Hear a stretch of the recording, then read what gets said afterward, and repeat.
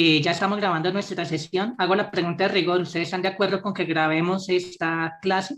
Si alguien no está de acuerdo, por favor que lo manifieste. Si todo el mundo está de acuerdo, seguimos con la grabación de la misma. Ok, muchachos, entonces sobreentiendo que están de acuerdo, entonces vamos a seguir con la grabación de esta clase. Permítanme un momentito. Eh, Comparto la pantalla, muchachos. 2 segundos, por favor. Muy bien.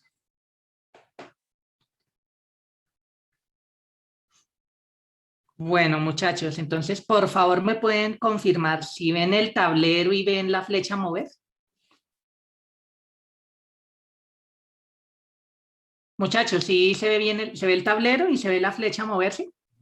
Sí, profe. Listo, muy bien, muchas gracias, muchachos. Listo, entonces pues ya discutimos un poquito sobre cómo definíamos la suma en el conjunto de los números reales. Entonces hablemos ahora un poquito del producto. Lo primero que hacemos es definir las cosas para los reales positivos y luego extrapolamos las cosas para cualquier real. ¿Listo? Esto es como por simplicidad en las pruebas iniciales. ¿Listos?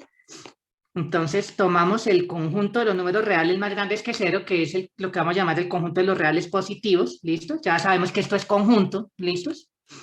¿Por qué es conjunto, muchachos? Esquema axiomático de separación. Esquema axiomático de separación. Muy bien, muchachos. Listos, entonces ahora definamos el producto de números reales positivos. ¿Listo? Entonces, pues dados X, Y y Z reales positivos, entonces vamos a definir lo que es el producto de X por Y. Bueno, por ahora, bueno, Z no viene al caso, vamos a multiplicar de a 2, ¿listos?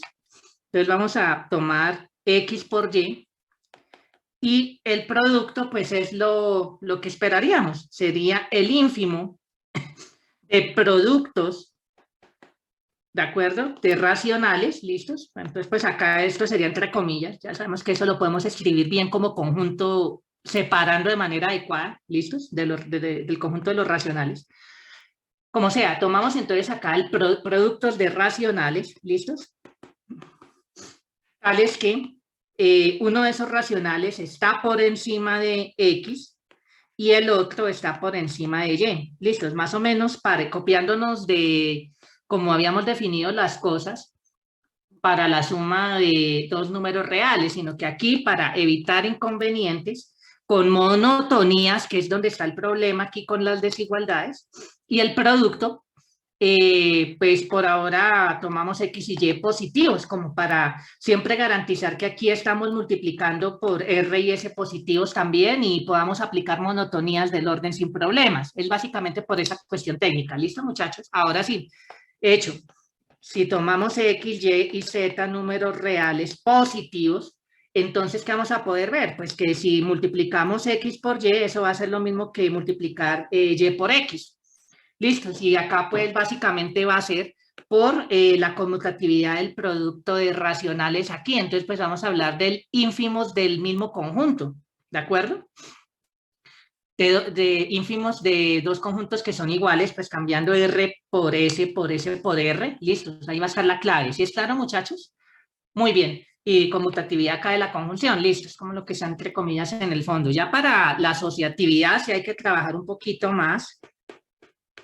Listo, entonces pues si yo multiplico X por Y y a eso lo multiplico por Z, eso es lo mismo que si a X le multiplico el producto de Y por Z. Bueno, esto sí hay que trabajarlo un poquito más, pero también realmente aquí todo esto se va a basar en que el producto de racionales ya era asociativa, entonces pues vamos a hablar del ínfimo de dos conjuntos que son iguales y bueno, ahí ya lo vamos a poder hacer sin problemas. Hay otra propiedad bastante interesante, pues es la distributividad del producto con respecto a la suma. Este sí hay que trabajarle un poquito más. Entonces, pues X multiplicado por una suma es la suma de los respectivos productos de X por Y más X por Z. ¿Listos? Todo eso se va a tener. ¿Listos?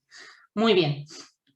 Bueno, muchachos, ¿ya copiaron esta partecita? Bueno, una recomendación, muchachos. Yo cada vez voy a ir un poquito más rápido cambiando de tableros.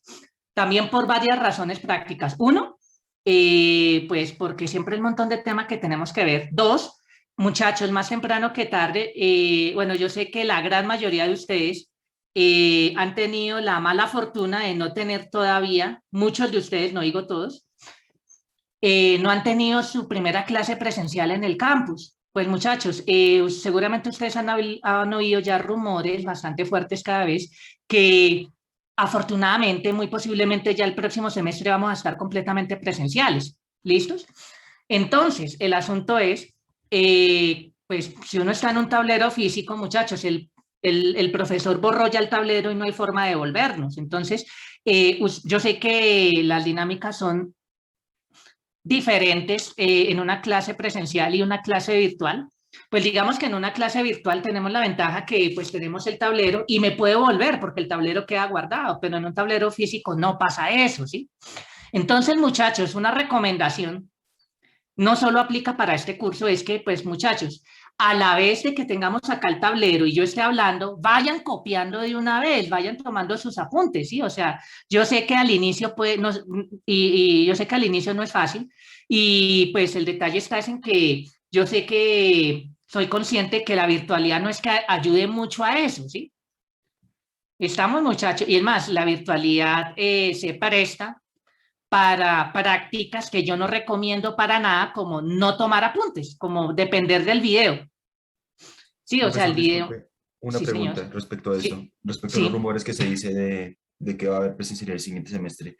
La Nacional se encuentra capacitada, o sea, tiene los espacios ya para tener a, recordemos, la Universidad Nacional es una de las universidades que más alberga estudiantes, o sea, hay Sí, muchos estudiantes. ahí el detalle está, es que por eso yo creo que en este momento no estamos en presencialidad porque eh, por lo menos al inicio del semestre, muy buena parte de jóvenes como ustedes no tenían al menos una dosis de la vacuna, pero se supone que ya están vacunando hasta niños de colegio. ¿Estamos? Otra cosa es que no haya disponibilidad de las vacunas, pero digamos que con suerte, para inicios del próximo semestre, se supone que la mayoría de ustedes ya deberían tener al menos una dosis, ¿no? No sé actualmente cómo sea la situación con ustedes, muchachos. ¿Sí? Pues obviamente hay que tener como los protocolos de bioseguridad y todas estas cosas, pero al menos ya garantizando que la mayoría de estudiantes tengan al menos una dosis, eso ya ayuda bastante. Digamos que eso es lo que yo veo que ha limitado que retomemos presencialidad en la universidad, porque pues en muchas universidades privadas ya ellos tienen un sistema de alternancia, un sistema híbrido de clases, ¿sí? En la nacional en este momento hay muy poquitos cursos, pero muy poquitos que están en semipresencialidad, que están en un sistema híbrido, ¿sí? Pero muy poquitos son muy poquitos, ¿sí? Creo que pues matemáticas por ahí serán a lo sumo 8 cursos de todos los cursos de las carreras de matemática y ciencias de la computación y cursos de servicios, pero son muy pocos realmente, ¿sí? Comparado con toda la cantidad de cursos que ofrece el departamento, ¿sí?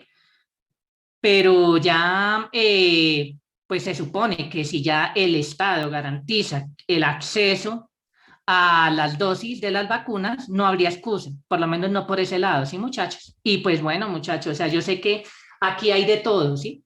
O sea, pues hay personas que yo sé que hay varios de ustedes que se han visto a gatas para tener un dispositivo para poder, uno, ver las clases y dos, presentar los exámenes. Y yo sé que esto no es lo óptimo, sí, muchachos, yo soy muy consciente de esto, pero por ahora, por la situación actual, toca. O sea, eso no es opción por ahora, sí, muchachos. Lo, pues digamos que para mí lo óptimo es que ya estuviéramos presencial, ¿sí? ¿En qué sentido? En que pues ya, o sea, no estamos atados a que yo necesito un dispositivo para tomar las clases y para presentar las pruebas, ¿no? Que yo sé que más de uno puede tener problemas serios con eso o que dependamos de una conexión. Ustedes mismos se dieron cuenta que yo fui víctima de eso. Intenté dictar las clases en la universidad y la conexión me falló, no pudimos dictar clase, no pudimos ver clases un día, no sé si ustedes recuerden, muchachos, ¿sí? O sea, no es lo óptimo, ¿sí? Pero yo sé que muchos de ustedes no viven en Bogotá y, claro, venir a Bogotá representa un gasto, ¿sí? Pero bueno, muchachos, eso era la realidad antes de la pandemia, ¿no? Que pues estábamos en clases presenciales y pues teníamos que estar físicamente en Bogotá, ¿sí? Y pues las clases virtuales tienen pues en parte esa ventaja, que no necesitamos estar físicamente en Bogotá. Bueno, yo sí, sí, pues porque mi puesto de trabajo es Bogotá, yo tengo que estar acá en Bogotá, ¿sí? En teoría, ¿no? Pero el detalle está es en que ustedes, por lo menos en el caso de ustedes, no necesitamos que ustedes estén en este momento en Bogotá físicamente hablando. Y yo sé que muchos de ustedes no están en la ciudad, ¿cierto? Entonces, yo puedo entender esa parte también de que, claro, eso ya va a representar gastos, ¿no? Y los representaba antes de la pandemia, ¿sí? Entonces yo sé que va a ser un cambio demasiado brusco, muchachos, para muchos de ustedes. Bueno, pero muchachos, tenemos que mentalizarnos que muy seguramente ya el próximo semestre ya vamos a tener que estar presencialmente, físicamente en el campus. ¿Listo, muchachos? Entonces, lo que yo quiero es, bueno, ya hemos perdido, bueno, no perdido, en el sentido estricto de la palabra, ya hemos empleado un poquito de tiempo teniendo esta discusión porque tenemos que ir un poquito más rápido y ustedes tienen que ir adquiriendo esta destreza. Y yo sé que no es lo mismo estar viendo una pantalla de computador que estar viendo un tablero en un salón, ¿sí, muchachos? Y el más, yo sé que varios de ustedes puede que se estén conectando desde un celular, que pues, un celular tiene una pantalla chiquitica y de pronto algunos de ustedes más afortunados pueden ver la clase desde un computador, una pantalla un poquito más grande que tampoco es lo óptimo, ¿no? ¿Sí? O sea, yo soy consciente de todas esas limitaciones, muchachos, pero poquito a poco tenemos que irnos acostumbrando a pensar que ya vamos a estar en un ambiente en que ya vamos a estar físicamente en un salón con un tablero de verdad y ya el profesor borró el tablero y si no copié, ya ni modo, no nos podemos devolver, como acá en el caso de los tableros digitales, ¿no? Entonces, muchachos, eh, bueno, prefiero como emplear un poquito para hablar esto, para que, por favor, muchachos, yo voy a ir comenzando poco a poco a ir ya a cambiar tableros rápidamente, ¿listos? Vale, muchachos, entonces, pues digamos que mi recomendación es esta. A la vez que estamos hablando, vayan copiando, muchachos. Vamos dando la explicación, vamos haciendo la discusión, pero a la par vayan ustedes copiando, ¿sí? Hagan el ejercicio de escribir, si no lo están haciendo, muchachos. Yo sé que varios de ustedes sí están tomando sus apuntes y eso es lo ideal. También por cuestiones, digámoslo así, psicológicas y también de aprendizaje, el hecho de escribir, eso ayuda bastante a retener los conceptos, cosa muy diferente a que si ustedes lo que hacen es después ver el video, si lo están haciendo, yo no lo puedo controlar en este momento, mi recomendación es no lo hagan, tomen apuntes en la clase. Si ustedes se pueden conectar de manera sincrónica a la clase, así como ustedes están conectados en este momento, los que están ahorita presentes aquí en esta sesión, en este enlace, tomen apuntes. Las personas que por los motivos que sean no se pueden conectar porque no tienen una conexión estable de internet, punto más a favor para retornar a la presencialidad lo más pronto posible, ¿sí?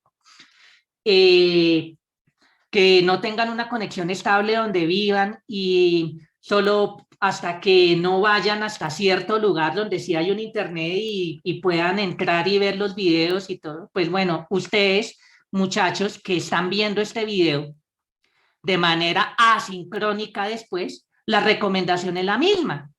Cuando estén viendo el video, tomen sus apuntes, ¿sí? O sea, no se atengan a que es que ahí tengo el video, después lo miro, no.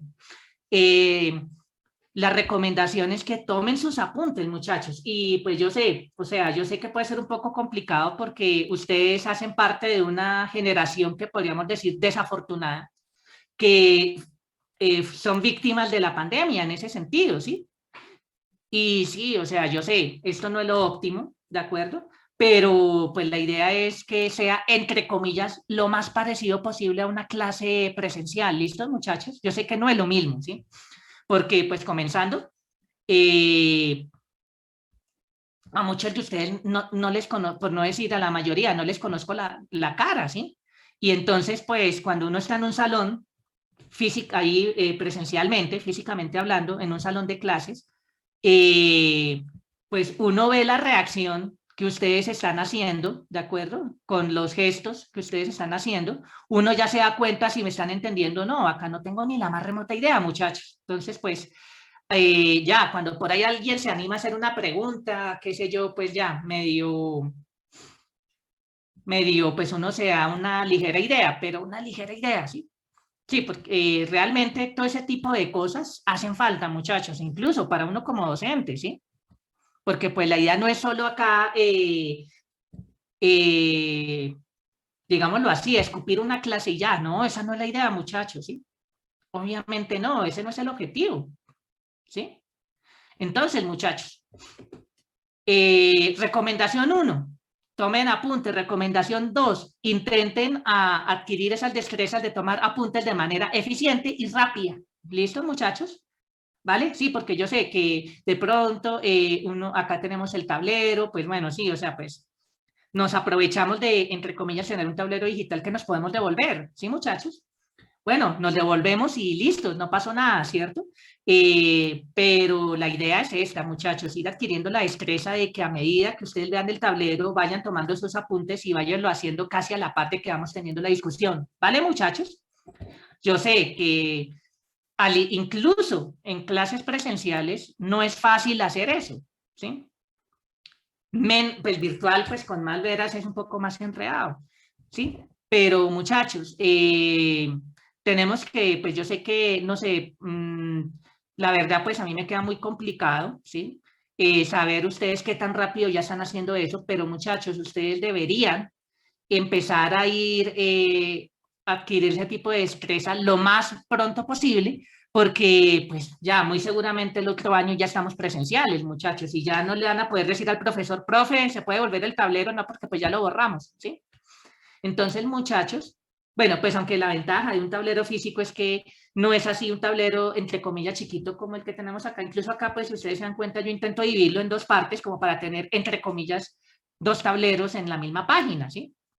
En un salón físico, ¿sí?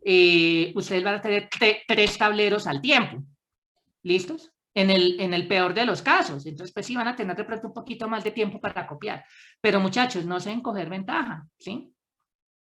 Listo, muchachos, y yo sé, no es sencillo, ni siquiera hacerlo de manera presencial, pero vayamos haciéndolo un poquito más rápido cada vez, ¿vale? Bueno, muchachos, ya después de pues digamos de esta recomendación. Ahora sí, ¿listos? Muy bien, muchachos, ¿ya terminaron de copiar ese tablero? ¿Podemos avanzar? Sí, profe, adelante. Muy bien, listos. Siguiente propiedad. Estamos hablando de propiedades del producto. Entonces, pues si tomamos el X y lo multiplicamos por 1, es lo mismo que 1 por X y eso va a ser X. Y realmente, pues esta demostración pues va a ser relativamente hablando sencilla, porque pues si tomamos Y como 1, pues entonces fíjense que acá, al menos uno de esos productos aquí, va a ser los racionales por encima de X y, bueno, jugar con propiedades que ya hemos hablado, que ya hemos discutido acá, que involucran el orden de los reales, ¿listos? Y los ínfimos y todas estas cosas. Bueno, muy bien.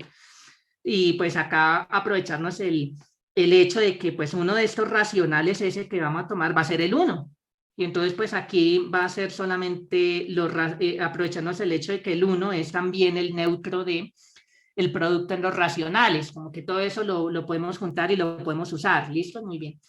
Adicionalmente, existirá un único número real, ¿sí?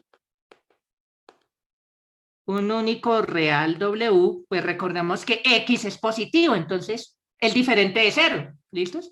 Entonces existirá un único racional W tal que X por W va a ser lo mismo que W por X y esto va a ser 1, ¿sí? Que es el neutro del producto en los reales. ¿Listos? Muy bien. ¿Cuál es el W que nos va a servir? Bueno, pues es lo que más o menos intuimos. Va a ser el ínfimo de los inversos multiplicativos de racionales que están bueno, no por encima.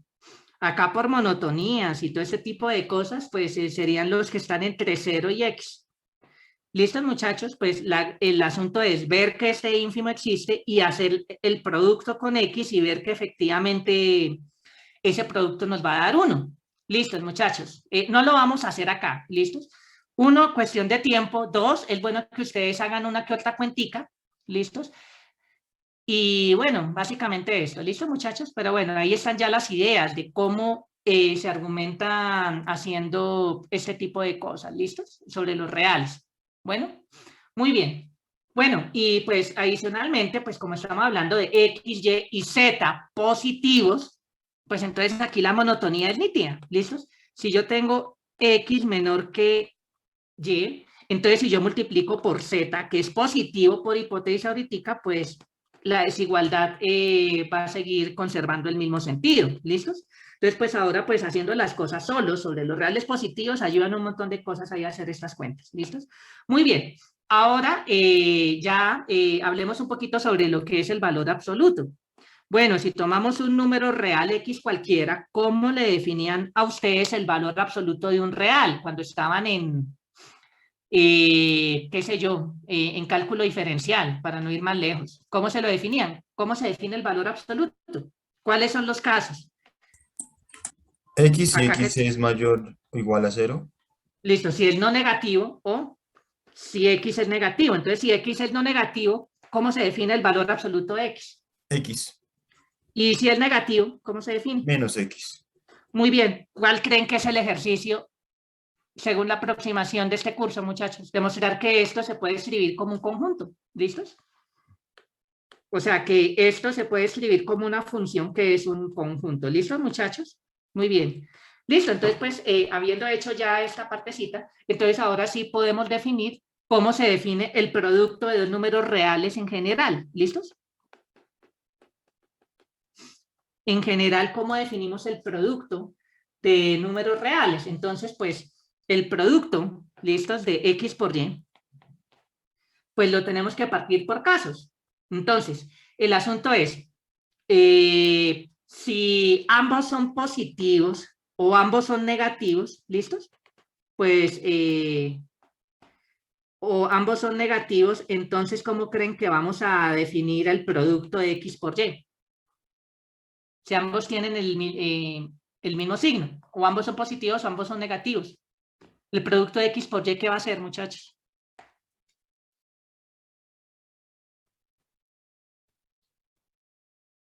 Piensen más en el caso negativo.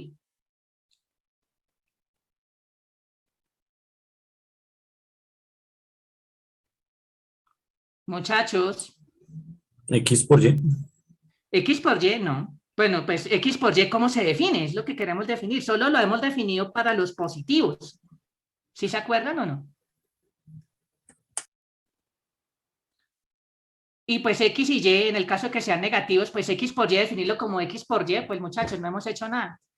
Pero si X es negativo, ¿quién es Sería el positivo? valor absoluto de X por Y. Ah, muy bien, listos, Camilo, muy bien, eso es, pues el valor absoluto de X en cualquiera de los dos casos es positivo y el valor absoluto de Y también, y pues sería ese producto. ¿Estamos o no, muchachos?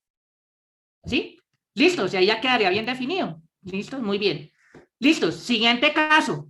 Si tienen signos diferentes, digamos, el X es positivo y perdón, X negativo, Y positivo, o X positivo y Y negativo. En ese caso, pues lo que tenemos definido es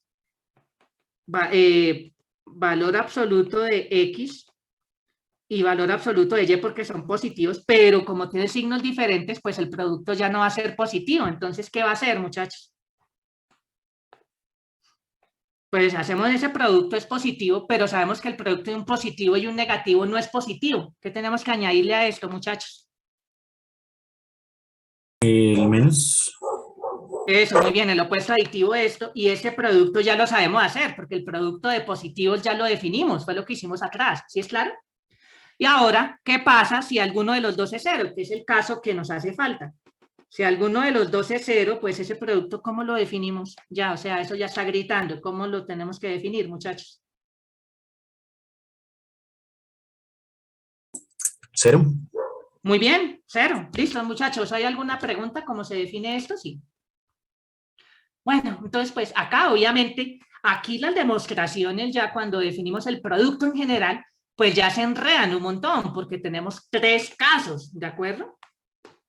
Sino más para los reales positivos, definiendo el producto como lo hicimos antes, es un poquito engorroso, pues acá ya se complica mucho hacer una demostración de las propiedades, ¿sí? Pero no es difícil, pero es bastante engorroso, ¿estamos? Porque entonces tienen que considerar 1, 2, 3 casos y combinar todos esos casos. Pero lo que sí podemos decir es que si tomamos los reales con la suma que ya definimos antes, el producto, el 0, el 1 y el orden usual que ya hemos trabajado, es lo que es un cuerpo ordenado completo. Es decir, lo que ustedes aprendieron en la semana 0 de cálculo diferencial. ¿Listo, muchachos? Pero ya existe este objeto desde la axiomática de Zermelo-Frenkel. Entonces, bueno, muchachos, entonces ya tenemos a los famosos números reales construidos desde esa aproximación. ¿Listos, muchachos? Muy bien. Sí, yo sé que saltamos acá un montón de detalles acá en esta última parte, pues uno es cuestión de tiempo, porque realmente esto no es un tema importante, pero no es el único tema importante en el curso, ¿sí? Pero al menos yo creo que ya nos quedamos con una excelente idea de cómo se construyen como conjunto los números reales y sus operaciones. ¿Listos, muchachos? Desde la aproximación de la axiomática Zermelo-Frenkel. Bueno, muchachos, ¿hay alguna pregunta, alguna duda?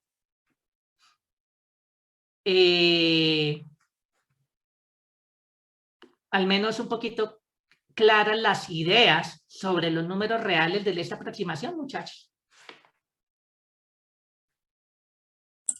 Por mi parte, sí, profe, claro. Muy bien, muchachos. ¿Alguien más?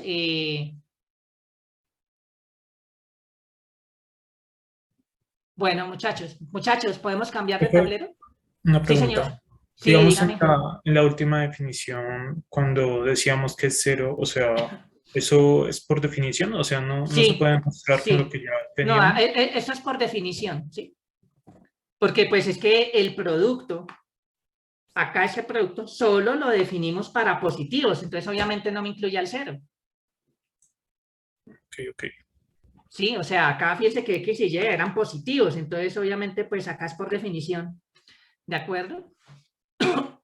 Porque es que fíjese, esta aproximación ya no es la axiomática que ustedes vieron en cálculo diferencial, que allá sí era un teorema, ¿no? Pero es porque ustedes suponían que ya tenían construida una operación con un montón de propiedades. Acá toca construir la operación y demostrar las propiedades. Es diferente la aproximación. ¿Sí es claro, muchachos? ¿Sí? Sí, señor. Listo, muy bien. Bueno, muchachos, ¿hay alguna otra pregunta adicional ya para cerrar esta parte de los sistemas numéricos construidos desde Zermelo-Frenkel?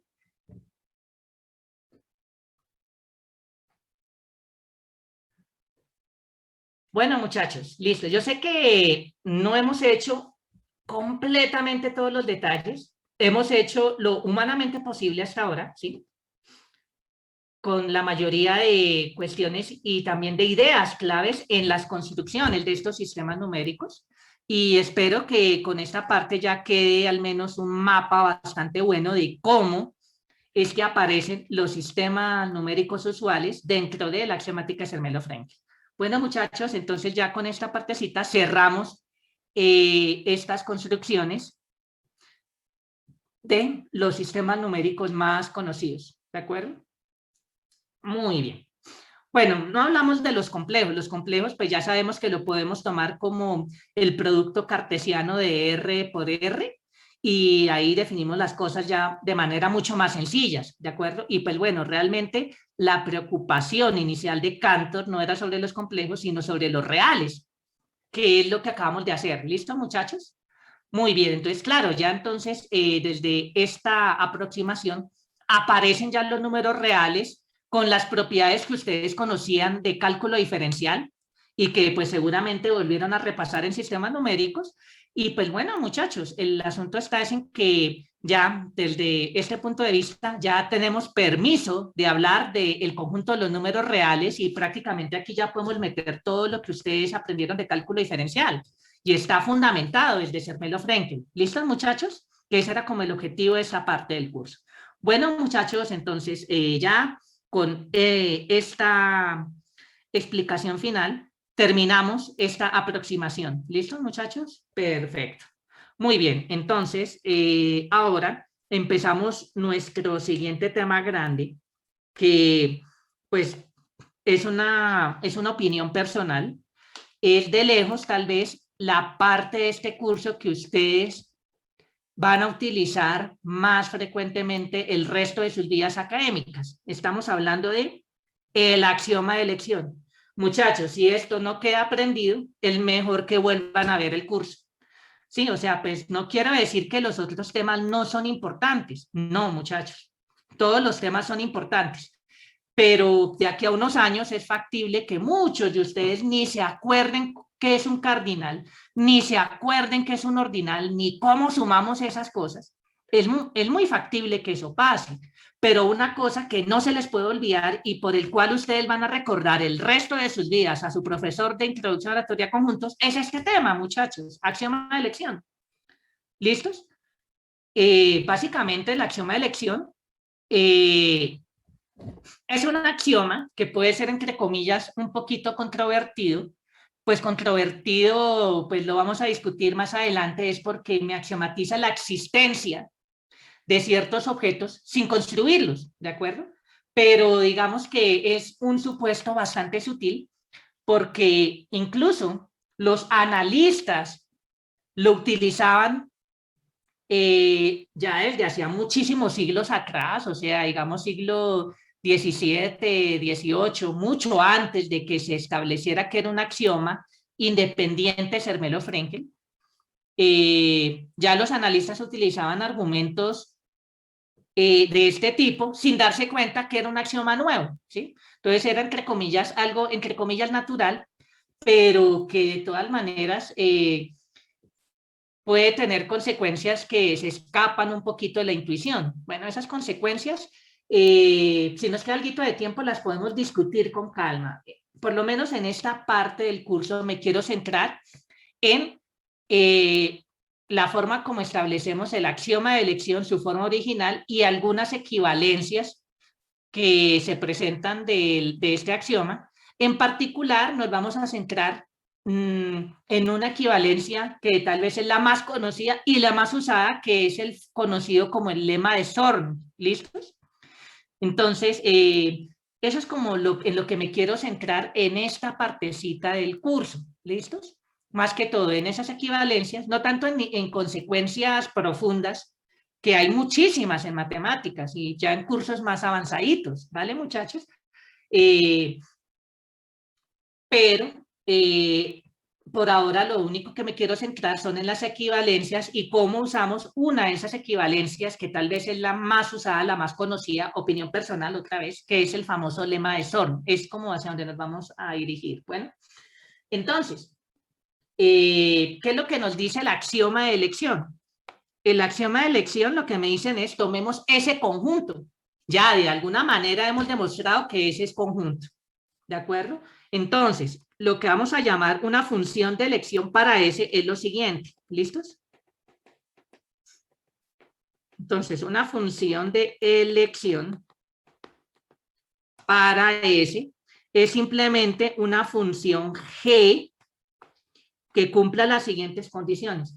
Primero que todo, S está contenido en el dominio de G. ¿Listo? Entonces, pues entonces nosotros podemos, o sea, tiene sentido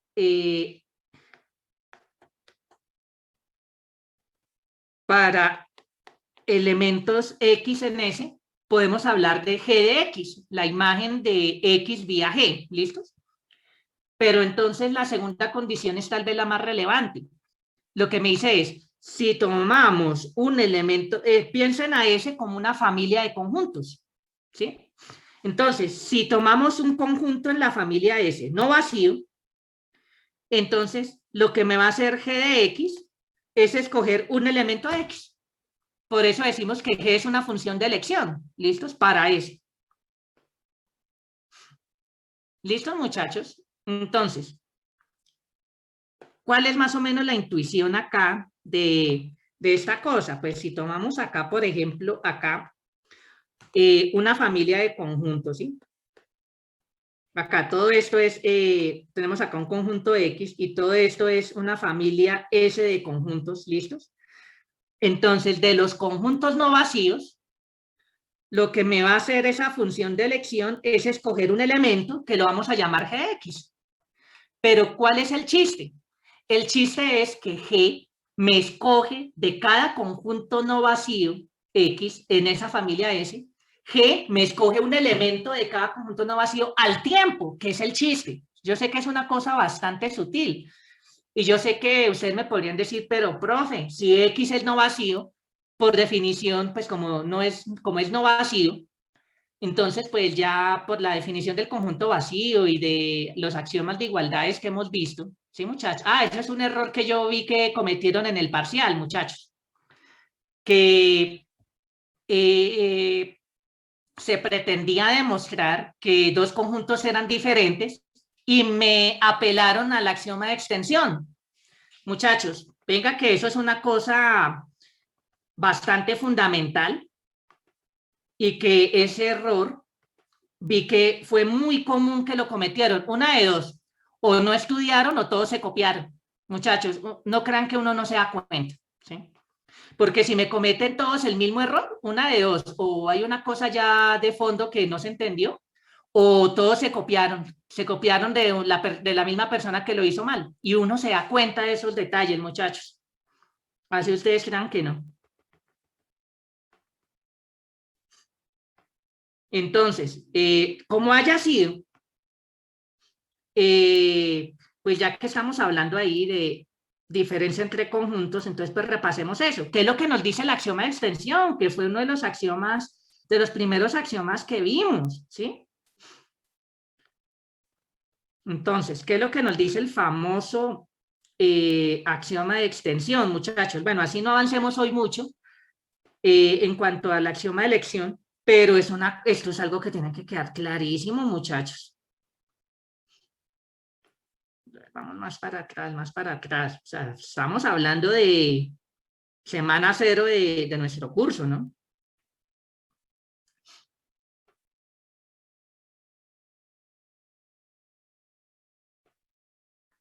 Esquema axiomático de separación.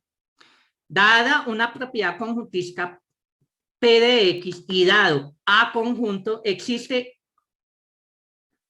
no, este es axioma, perdón, estamos hablando de extensión, estaba mirando el que no era. Aquí está, miren. Estaba mirando separación y es extensión, el que quiero hablar, ¿no? Miren, dados X, Y conjuntos, si todo elemento de X es elemento de Y y todo elemento de Y es elemento de X, entonces, si se dan cuenta, muchachos, entonces X es igual a Y. Esto es una cosa tan fundamental que es de fundamentos de matemáticas. ¿Cuál es el conectivo aquí, muchachos? ¿Cuál es el conectivo aquí en la definición de, acá, cuando establecemos el axioma de extensión, muchachos? Muchachos. La implicación. Es un condicional, ¿sí? Es un condicional y yo no sé por qué muchos me terminaron diciendo que era un bicondicional, que era un sí, solo sí. Y ahí la embarraron, o sea, me hicieron eso, pues ya tenía el 0. ¿Estamos o no, muchachos? Una de dos, o no pusieron cuidado a la clase, o se copiaron de la persona equivocada. ¿Listos? Igual, cualquiera de las dos situaciones es grave. ¿Estamos? Entonces, fíjense que cuando hablamos del axioma de extensión, uno concluye igualdad entre conjuntos. Entonces, pues pensemos en la contrarrecíproca del axioma de extensión. ¿Cómo es la afirmación contrarrecíproca, muchachos? Si X y Y son diferentes, entonces existe un elemento de X que no es elemento de Y. Y existe un elemento de Y que no es elemento de Y. Perdón, ojo. O existe un elemento de Muy Y bien. que no pertenece a X. Muy bien, Camilo. Y entonces yo no entiendo por qué me usaron disque axioma de extensión para disque demostrar que dos conjuntos son iguales, siendo que hay X diferente de Y, no es la conclusión, sino es la hipótesis. Si miramos la contrarrecíproca, entonces por donde se le mire, el gravísimo. ¿Estamos o no, muchachos? Por donde se lo mire. Y me di cuenta que ese fue un horror común que cometieron acá. Entonces, pues, no sé, como sea, es gravísimo. ¿Estamos, muchachos? Y bueno, yo sé que sí hubo personas que lo hicieron bien. Realmente aquí, ¿cómo tenían que justificarlo? Vamos a ver si de pronto alguno de los que lo hicieron bien se animan y dicen cuál era la clave acá, muchachos. El Profe, axioma pues 2 yo, de igualdad. Axiomas de igualdad. igualdad. El axiomas de igualdad era lo que tenían que usarme, muchachos. Muy bien. Entonces yo no Profe, entiendo por qué me terminaron metiendo el axioma de extensión. profe, Y una fíjense que pregunta. acá, sí, señor. ¿Uno no podría juntar estos dos axiomas para hacer un No, axioma más no, fuerte? no, no. Pues uno podría hacerlo, pero no fue lo que hicimos, muchachos. Y el axioma, la presentación usual es la que vimos. Y yo sé que de pronto eso fue no sé si de pronto inocentemente fue lo que ustedes estuvieron pensando, los que que se metieron con el axioma de extensión, pero no fue la aproximación que vimos acá. Y en la mayoría de textos, sí, uno puede mirar esas otras axiomáticas que, pues, entre comillas, pues vienen a ser equivalentes. Pero muchachos, la axiomática que nosotros vimos acá no fue esa. Entonces, pues no, el camino no era ese. ¿Estamos o no, muchachos? O si ustedes querían entonces como simplificar todo, pues debieron haberme demostrado que ese sí, solo sí, es equivalente a combinar estos dos, pero nadie lo hizo. Entonces, pues por todo lado está mal. ¿Estamos, muchachos? Entonces, no, o sea, obviamente ahí está mal. ¿Listos? Entonces, muchachos, por favor. Sí, o sea, ahí entonces yo veo que pasó algo ahí, o bien no quedó bien entendido cómo eran los axiomas, entonces pues pelados, es una cosa de simple comprensión de lectura. El axioma de extensión es un condicional y ya estamos hablando de cosas tan básicas como la contrarrecíproca de un condicional y pues cosas tan simples de fundamentos que son de saber determinar qué cosa son hipótesis y qué cosas es la conclusión en una afirmación, ¿sí? O la otra es, muchachos, intentaron hacer fraude y se copiaron de la persona equivocada, porque fue bastante masivo ese error. Entonces, como sea, la cosa es bastante grave. Sí, Juan David, dígame. Profe, pues digamos, yo utilicé fue el bicondicional porque estaban en las notas de Rodrigo de Castro. Bueno, pero el asunto está en que, muchachos, esa no fue la aproximación que vimos acá, ¿sí o no?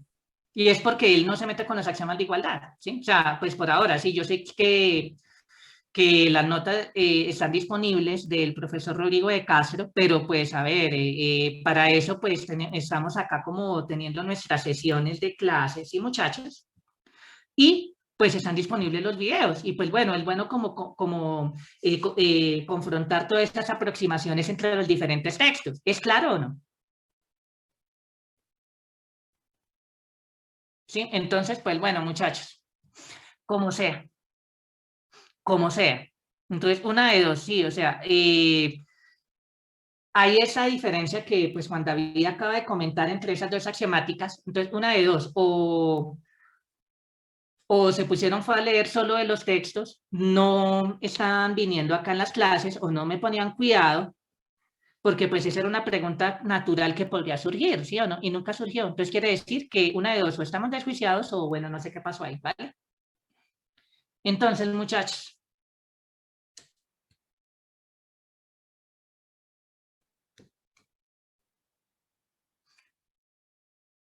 Ok. Bueno, como sea, muchachos.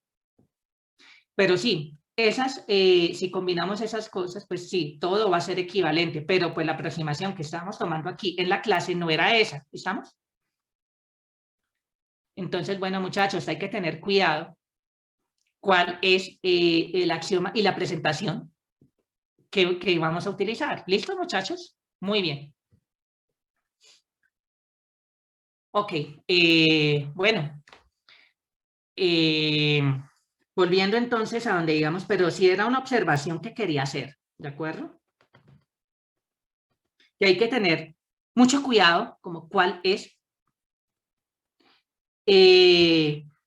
No, pero a los primeros videos, muchachos, siempre, o sea, yo, por lo menos, pues así sea con un retraso de unos días, yo he colocado los videos y pues estamos hablando de la primera clase. Entonces, pues muchachos, no hay excusa porque el examen fue la 6ª semana y ustedes ya tuvieron muchísimas semanas los videos de esa clase. Por ese lado no es excusa, ¿sí, muchachos?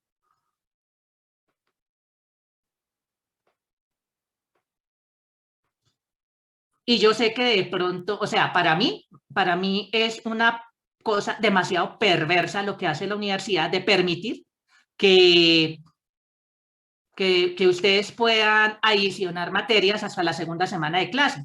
Y pues muchachos, por las razones que sean, ¿sí? Las razones que sean, si ustedes tienen pensado inscribir un curso, así no lo hayan inscrito, pues muchachos, lo más inteligente es que contacten al docente y le pidan, por ahora, pues pidan en enlace, o si estamos ya presenciales, pues que le digan le digan al profesor si pueden asistir mientras tanto, mientras ustedes formalizan lo de la inscripción y no pierdan esas 2 semanas de clase, pero lo menos inteligente que ustedes pueden hacer es no asistir a esas primeras semanas, ¿sí, muchachos? Entonces, pues bueno, muchachos, la verdad, mire, esos son aprendizajes, ¿de acuerdo? Entonces, pues sea que estemos hablando de cursos virtuales a futuro, esperaría que no, o sean presenciales, muchachos, no cometan ese error, ¿sí? De que no, es que como yo no la inscribí, entonces no asisto hasta que la inscriba, no hagan eso, muchachos, ¿vale?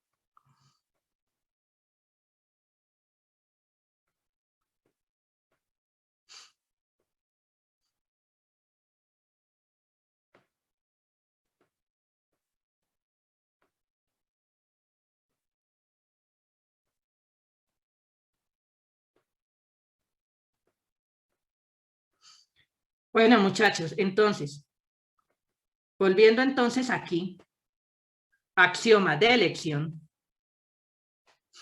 Entonces, sí, porque acá fue cuando nos devolvimos y me acordé de ese detalle, ¿no, muchachos? Entonces, sea ese conjunto, entonces, bueno, entonces fíjense qué es lo que estamos haciendo.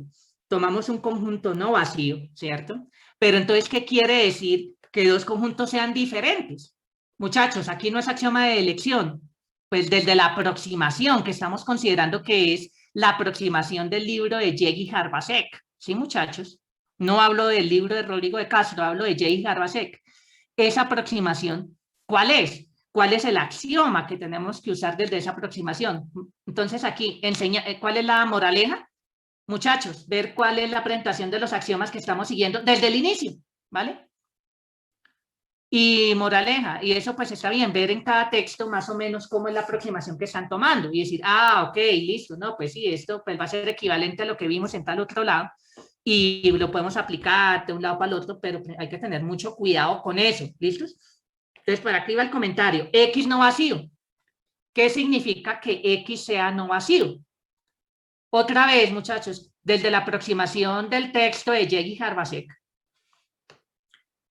¿qué es lo que podemos decir si X es no vacío? Usando el axioma 2 de igualdad.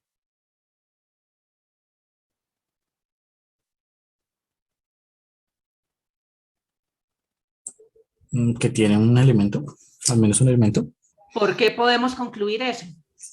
Porque veamos, el axioma 2 de igualdad, bueno, la verdad ya como que me apereza de volverme otra vez. ¿Qué es lo que me dice el axioma 2 de igualdad? Hagámoslo aquí al ladito. Bueno, muchachos, díctenme. ¿Qué me dice el axioma 2 de igualdad? Lo que me dice es que si tenemos una pertenencia y 2 conjuntos son iguales, entonces podemos cambiar ahí las cosas, ¿sí o no? Entonces, palabra más, palabra al menos, entonces acá, si tenemos acá, digámoslo así, con Z, Z que pertenece a X y X igual a Y, ¿qué podemos concluir, muchachos? Z pertenece a Y. Z pertenece a Y, ¿cierto? Muy bien, ¿cuál es la afirmación contrarrecíproca? Que si Z no pertenece a Y, ¿cierto? Entonces, pues tenemos, acá es una disyunción, pero eso es equivalente a suponer, por ejemplo, que si tenemos esto, entonces lo que vamos a poder concluir entonces es que esta pertenencia no se tiene, son equivalencias que se tienen. Varios de ustedes lo hicieron bien, ¿de acuerdo? Apelando al axioma de igualdad de Zermelo-Frenkel, ¿no? ¿Listos? Muy bien, entonces, pues si tenemos que X es no vacío, apelando a ese axioma, entonces, pues, ¿qué tenemos?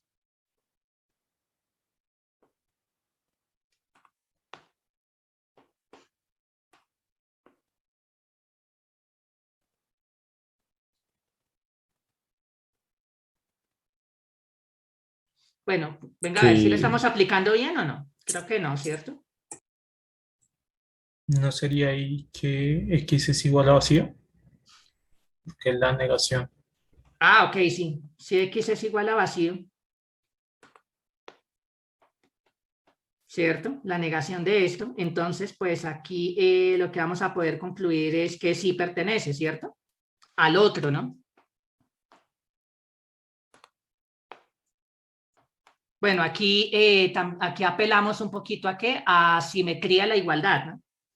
Bueno, yo prefiero quemarle un poquito de tiempo a que analicemos cómo es que utilizamos los axiomas para concluir lo que podríamos concluir tan alegremente en fundamento. En fundamentos pues no pasaba nada, ¿sí? Pero es que ahorita estamos ya desde el punto de vista axiomático, entonces nos toca tener cuidado, ¿estamos?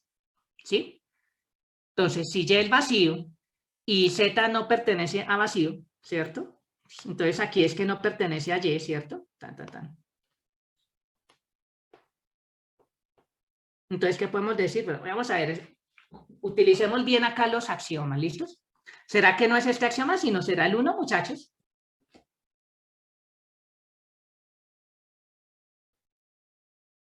Realmente aquí, ¿qué es lo que tenemos que concluir, muchachos? A ver, hagamos el ejercicio, hagamos el esfuerzo, muchachos. Fíjense que acá lo que tenemos es que X es no vacío, ¿cierto?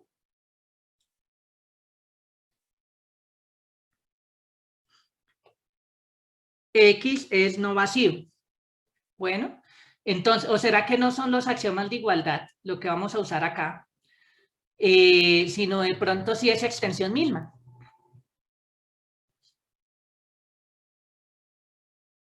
Ah, oigan muchachos, ¿será que entonces acá sí no son axiomas de igualdad, sino si es extensión misma? Pues lo que queremos concluir es que si X es no vacío, que X tiene un elemento.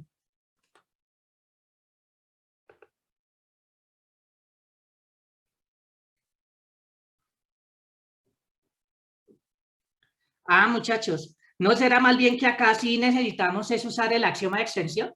Eso, muy Profe, bien, sí, la cosa vamos por ahí. ¿eso no vendría de la unicidad del axioma de existencia? No.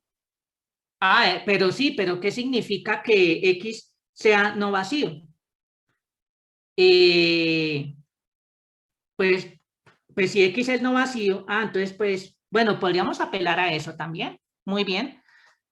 Si X, como X es diferente de vacío, pues si X no tuviera elementos, pues podemos apelar a lo que comenta Juan Pablo de la unicidad de la existencia de solo un conjunto sin elementos, ¿no? Pero en el fondo esa extensión también, ¿no? En el fondo estaría extensión. Entonces, X, si no tuviera elementos, tendría que ser el vacío, contradiciendo nuestra hipótesis. Entonces, por esa unicidad, sí tiene un elemento. Muy bien, Juan Pablo, esa es una forma. ¿Listos? Ahora, si lo apelamos directamente a la contrarrecíproca del axioma de extensión, que realmente aquí es extensión, porque fíjense que el axioma de extensión, en la presentación que hemos estado estudiando en este curso, que es la de J. Harbacek, el axioma de extensión es un condicional cuya conclusión es una igualdad entre conjuntos. Si miramos la contrarrecíproca, pues eso se vuelve hipótesis. Entonces la cosa va más por ahí, no es por axioma de igualdad. Entonces acá sí es exactamente el axioma de extensión. ¿Estamos o no, muchachos? Muy bien. Entonces, si X es vacío, para todo X, X no pertenece a, la negación es existe un X tal que X pertenece a X. La negación, momento. Esa última parte está muy rara, Camilo. La cosa va más bien por lo siguiente. ¿Cuál sería la afirmación contrarrecíproca del axioma de extensión utilizando esa desigualdad? Entonces, si X es diferente de vacío, entonces para todo Z, o bien, más bien, existe un Z, más bien, sí, porque es la negación, ¿no? Entonces, más bien, la afirmación como tal, axioma de extensión me diría, si todo elemento de X es elemento de vacío y todo elemento de vacío es elemento de X, entonces estos dos conjuntos son iguales. ¿Cuál es la contrarrecíproca? Si X es diferente de vacío, entonces, o bien, existe un elemento en X que no es elemento de vacío o existe un elemento de vacío que no es elemento de X. La segunda opción no se tiene porque vacío no tiene elementos, entonces la otra parte de la disyunción sí se tiene. ¿Y qué es? Que existe un elemento de X que no es elemento de vacío. En particular, ¿qué podemos concluir? Que X tiene un elemento. ¿Estamos o no, muchachos? ¿Sí? Muy bien, entonces sea como la sugerencia que dio Juan Pablo o lo que estaba comentando Camilo de usar la contrarrecíproca del axioma de extensión, que X sea no vacío, eso nos permite concluir que X tiene un elemento. Listo, muy bien. Entonces, pues, la discusión acá viene al siguiente punto. Bueno, pues si yo tomo solo un conjunto, pues fíjense que a la luz de las axiomáticas Zermelo-Frenkel, ¿listos? Podemos decir, pues eso me dice que yo puedo tomar un elemento, ¿sí? Y entonces, pues, ¿por qué necesito esa función G? ¿Cierto? Que yo creo que es como la pregunta natural ahí, que era hacia donde yo quería dirigir la discusión, ¿sí? Y es una discusión un poquito, es muy profunda. Entonces, sí, si yo tomo un solo conjunto no vacío, por la discusión que acabamos de tener, sí podemos decir, hay un elemento y puedo decir, bueno, al menos existe un elemento y podemos tomarlo, ¿sí? Eso yo creo que es claro, ¿sí, muchachos? ¿Cuándo es que hay el problema? ¿Listos? El problema es cuando S es infinito. Cuando yo tengo infinitos conjuntos no vacíos, el problema potencial ahí, ¿cuál va a ser la cosa? Bueno, si yo tengo un solo conjunto X no vacío, uno solo, por la discusión que acabamos de hacer, podemos escogerlo. Incluso, utilizando la axiomática de Zermelo-Frenkel, yo puedo escoger, si yo tengo finitos conjuntos en S, escoger esos finitos elementos al tiempo, uno de cada conjunto no vacío, entonces escogerlos al tiempo. Si tengo finitos, desde la axiomática de Zermelo-Frenkel no va a haber problema y eso es un pequeño ejercicio. ¿Listos? Que pues ahorita lo vamos a establecer. El problema es cuando S es infinito. Cuando S es infinito, los axiomas de Zermelo-Frenkel no me van a permitir garantizar que yo pueda escoger un elemento de cada conjunto y hacer esa escogencia al tiempo. La cosa es muy sutil, muchachos. ¿Sí es claro? ¿Sí es clara esa sutileza? ¿Sí? Entonces, pero ¿por qué no se pueden escoger al tiempo? No se pueden. Bueno, la respuesta corta sería, pero eso requiere algo de lógica matemática, ¿sí? Que pues obviamente no tenemos ese background aquí todavía. Pero la respuesta corta es que uno puede construir un universo de Zermelo-Frenkel donde esto no vale. Uno puede construir un universo concreto donde no se va a poder hacer eso. Entonces no se va a poder, no es consecuencia. ¿Estamos? O sea, se puede construir un universo de Zermelo-Frenkel en el que no pueda tomar elementos de esos subconjuntos de forma al tiempo. Exacto, de manera simultánea, o sea, es posible construir eso. Deje así, porque eso pues ya se escapa de lejos del nivel del curso y de las cosas que tenemos, de los prerequisitos, ¿sí? Pero la respuesta es por ahí. Se va a poder construir un universo donde no se puede hacer eso. ¿Listos, muchachos? Y es bastante sutil, porque pues, o sea, si ustedes lo piensan, los analistas ya utilizaban este tipo de argumentos o sea, lo consideran de manera bastante intuitiva y natural y no se pusieron a pensar si esto era algo independiente o no de alguna axiomática de la teoría de conjuntos, ¿sí? Realmente, quienes se dieron cuenta que esto era un axioma nuevo fueron Zermelo y Frenkel, el axioma de elección, que se dieron cuenta que esto ya, o sea, no... o sea, se pueden, con lo que vimos antes, con los axiomas hasta el axioma del infinito, Si quieren, metan el axioma de regularidad que no hemos visto y que no vamos a tocar en este curso, por lo menos no por ahora, sí. Digamos que es axiomática, pues el axioma de elección es algo que es independiente de todo eso. Entonces, pues ustedes podemos construir universos donde sí valgan y universos donde no. ¿Listo, muchachos? Entonces, aquí el detalle está en que, pues, o sea, yo sé que es bastante sutil, pero realmente esto es lo que nos dice el axioma de elección, que si yo tengo S, una familia infinita de conjuntos, si quieren veámoslo así como familia de conjuntos, entonces fíjense que esta función G me está escogiendo al tiempo, pues no de manera canónica, pero lo que me dicen es, acá estamos escogiendo al tiempo un elemento de cada conjunto, y ahí está el chiste. Entonces, cuando S es finito, o sea, eso lo vamos a poder hacer sin necesidad del axioma de elección. Pero cuando S es infinito es donde vamos a tener problemas. Y entonces aquí es donde tenemos que suponerlo como un axioma adicional. ¿Listos, muchachos? Entonces, más o menos claro el background detrás de todo esto, muchachos. Sí, yo sé, al inicio esto no es sencillo, ¿sí? Y es por esta intuición que les comentaba. Si X es no vacío, por la discusión que ya hicimos, sea que lo argumentemos, como lo decía Juan Pablo, por la unicidad del conjunto vacío o bien por el contrarrecíproco del axioma de extensión directamente. Si tenemos un solo conjunto no vacío, pues podemos demostrar que ese conjunto X tiene al menos un elemento. Listos, ahí está. Para uno es fácil, ya podemos escogerlo, ¿sí? Para finitos conjuntos, escoger de cada conjunto al tiempo un elemento. Para finitos, no necesitamos este axioma para decir que lo podemos hacer al tiempo. El problema es cuando S, mi familia de conjuntos, es infinito. Entonces, si yo necesito hacer una elección simultánea infinita, es donde hay problemas posteriormente, ¿sí? ¿Listo, muchachos?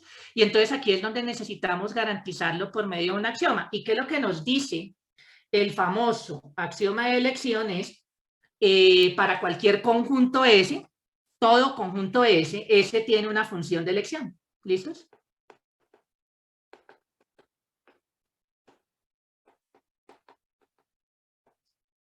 S tiene una función de elección. ¿Listos, muchachos? Eso es lo que nos dice el famoso axioma de elección. Entonces, lo que me dice es, deme cualquier familia de conjuntos. Entonces, yo puedo escoger al tiempo elementos de todos los conjuntos no vacíos que pertenezcan a S y hacerlo al tiempo. Eso es lo que nos dice. Sí, sí, señor, dígame. ¿Será que, o sea, de casualidad, tendrá algún ejemplo de los axiomas de Zermelo-Fraenkel sin la elección fallar en algún momento? O sea, no, el asunto es que no es que fallen, el asunto es que uno construye un universo donde falla el axioma de elección, pero todos los demás axiomas están, los otros axiomas sí se tienen. Solo que les digo, para poder hacerlo bien, muchachos, uno necesita bases de lógica matemática, entonces deje así por ahora, pero sí les comento que eso se puede hacer. ¿Listo, muchachos? Ok. Sí, básicamente eso, piénselo como en geometrías euclidianas y no euclidianas. El fenómeno es algo similar, que existe, digámoslo así, pues no una geometría, sino decimos que existe un universo de la teoría de conjuntos donde vale todo lo de Zermelo-Fraenkel, pero elección falla. Eso es lo que se va a poder construir, ¿listos? Pero ¿qué quiere decir que se tenga y que falle, etcétera? Pues eso ya son definiciones de lógica matemática. Entonces en ese momento es hablar, sería chino avanzado entre comillas, ¿sí? Entonces pues dejemos así por ahora, ¿vale? Pero sí les comento que eso existe, ¿vale? ¿Listo? Muy bien. Entonces, muchachos, unas pequeñas observaciones de casos más o menos que son triviales. Como es para cualquier conjunto, ese podría ser vacío o ese podría ser singleton vacío. Entonces, fíjense que aquí cualquier función de elección, cualquier función va a ser función de elección para ese, desde que cumpla esta condición 1. ¿Por qué? Porque básicamente vamos a cumplir la condición 2. ¿Por qué? Porque mi colección S no va a tener conjuntos X no vacíos. ¿Es claro, muchachos? Entonces son casos bastante triviales, que el vacío y singleton vacío van a tener una función de elección, porque pues no vamos a encontrar contraejemplos que hagan violar la condición 2, porque S en estos dos casos no van a tener como elementos conjuntos no vacíos. ¿Listo? Entonces, trivialmente esto se va a tener. Un pequeño ejercicio, hacerlo como con más cuidado. ¿Listos? Muy bien. La otra observación es pues ya lo que hemos comentado, que el axioma de elección es independiente de Zermelo-Frenkel. ¿Listo? Ya más o menos explicamos qué significa que es independiente. Entonces, la independencia quiere decir que vamos a poder construir al menos un universo de la teoría de conjuntos donde vale todo Zermelo-Frenkel, donde sí vale el axioma de elección, y también podemos construir al menos un universo de Zermelo-Frenkel donde no vale el axioma de elección. ¿Listo? Dejen así, la verdad eso se escapa ya de lejos del nivel de este curso, pero sí les comento que eso existe. ¿Listo, muchachos? Muy bien. Y ahora, pues, lo que vamos a llamar ZFC va a ser a tomar los axiomas de Zermelo-Frenkel. ¿Listo, muchachos? Los axiomas... Muy bien, los axiomas de Zermelo-Frenkel, pegándole el axioma de elección. ¿Listos? Bueno, realmente aquí, en inglés, uno no lo llama AE, axioma de elección, sino uno lo llama es AC. Por eso, entonces, acá la C, ¿cierto? En la forma como ustedes lo encuentran en la literatura en inglés, ¿sí? Y es porque AC viene de la siguiente expresión, axiom of choice, que es la forma como ustedes lo encuentran en la literatura en inglés. ¿Listos? Muy bien, pero aquí, digamos, para efectos prácticos en nuestro curso, y bueno, en esa partecita sí me voy a basar fuertemente en las notas del profesor Rodrigo de Castro. ¿Listos? Y pues él las llama así, AE, pues digamos, pues por lo que el texto está escrito en español. ¿Listos, muchachos? Entonces, pues sí hago esta pequeña aclaración. ¿Listos? Entonces, ZFC es la forma, como les digo, está usualmente escrito en la literatura en inglés, ¿cierto? Pues por Zermelo-Frenkel with choice, digámoslo así, por axiom of choice. ¿Listos, muchachos?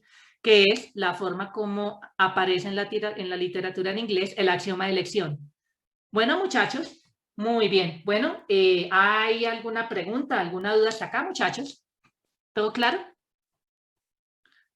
Bueno, entonces fíjense que el axioma de elección es un axioma que tiene muchas cosas profundas y bastante filosóficas en el fondo, ¿no? Y fíjense, no hemos avanzado un tablero, ¿no? Hablando de toda esta discusión, haciendo la discusión sobre el axioma de elección, ¿no? Pero bueno, muchachos, ok. ¿Hay alguna pregunta, alguna observación con respecto a esta discusión que hemos tenido sobre el axioma de elección?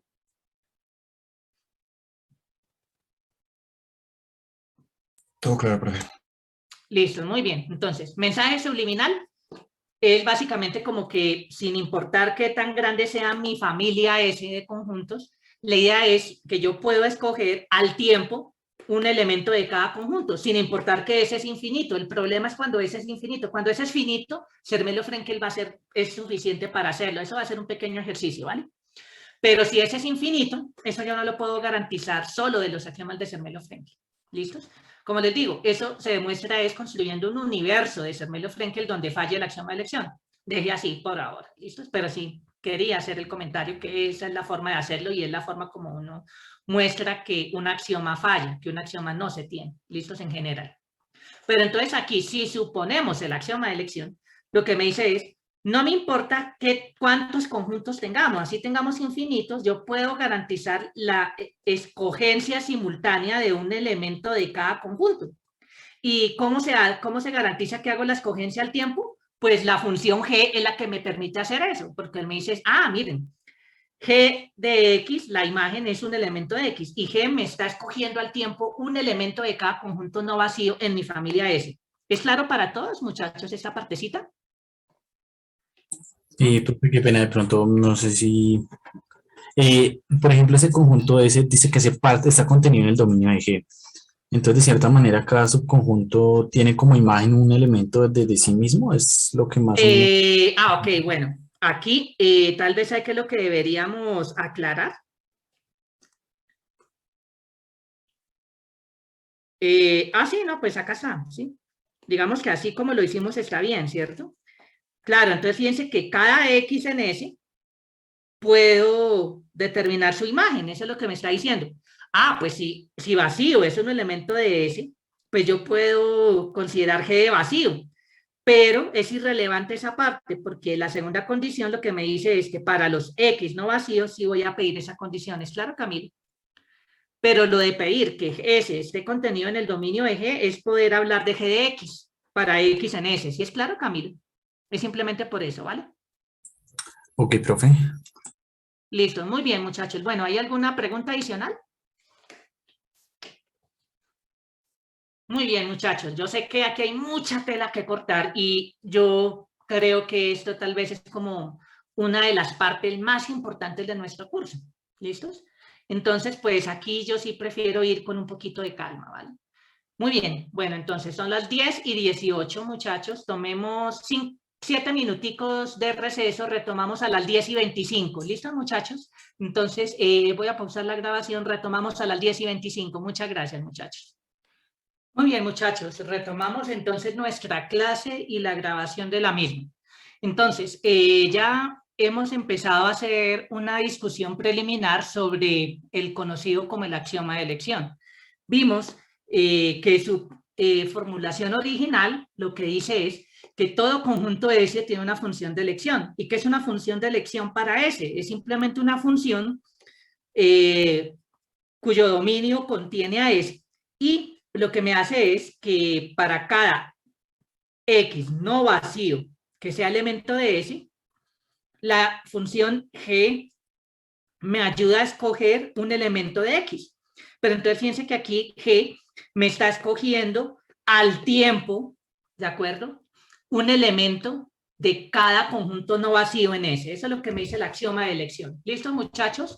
Entonces, ya como para cerrar un poquito la formulación original de este axioma, antes de hacerlo, ¿hay alguna pregunta, alguna duda adicional? Ya como para ver algunas primeras equivalencias, muchachos. ¿Todo claro? Sí. Bueno, yo sé, es un poquito sutil y no es fácil al inicio. ¿Estamos? Muy bien. Profe. ¿Alguna? Sí, señor, dígame. Sí, pues de pronto lo que pues no me queda así como tan claro lo de a qué se refiere con todos al tiempo. Pues porque G, fíjese que G lo que hace es hacer esto. G me escoge un elemento de X al tomar la imagen de X. A eso se refiere al tiempo, ¿sí? Porque G ya, o sea, solo G me permite hacerlo eso de una, básicamente. G codifica todas esas elecciones al tiempo, ¿estamos? Con esa Sí, profe. condición de que solita G ya me permite escoger un elemento de X. ¿Cómo? Pues con la imagen G de X. Como elemento, ¿sí o no? Profe, una pregunta. Entonces, por ejemplo, ese GX es, al momento de hacer la correspondencia, esa imagen son todos los elementos a la vez o es No, únicamente? solo uno. Solo uno. G de X, esa imagen es solo un elemento de X. Ok, profe. Pero quite el X, quite X, ponga otro conjunto, llámelo Y, que sea no vacío, pues G de Y es un elemento de ese otro conjunto Y. Pero G me codifica esa elección al tiempo de un elemento de cada conjunto no vacío en ese. Ese es el chiste. Que G me lo permite hacer solo con la función G. ¿Listo? La función G ya hace todo eso al tiempo, ¿estamos? Ok, profe. ¿Listos? Muy bien. Entonces, eso es lo que es el axioma de elección. Entonces, es como, pues, lo que les decía, que al tiempo, G de X es un elemento de X, entonces G me permite hacer esa escogencia de un elementico acá de cada uno de esos conjuntos no vacíos, hacerlo al tiempo. G me lo permite hacer, me lo codifica, ¿de acuerdo?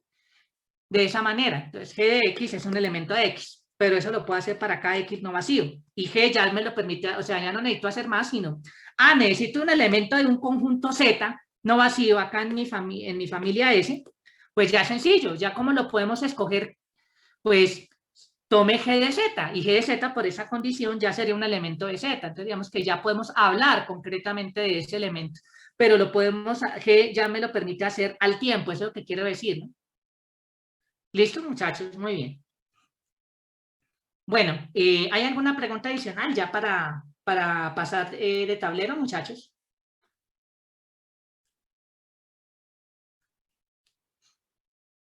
Listo, muchachos. Entonces acá vamos a ver nuestra primera equivalencia. Entonces el axioma de elección es equivalente al siguiente hecho. Si tenemos A sub I en I, una I sucesión de conjuntos, ya sabemos qué es eso, es una función con dominio I mayúscula y codominio, pues el rango va a ser el conjunto de los A sub I, como ese conjunto entre comillas indexado, como ustedes veían en fundamentos, ¿no?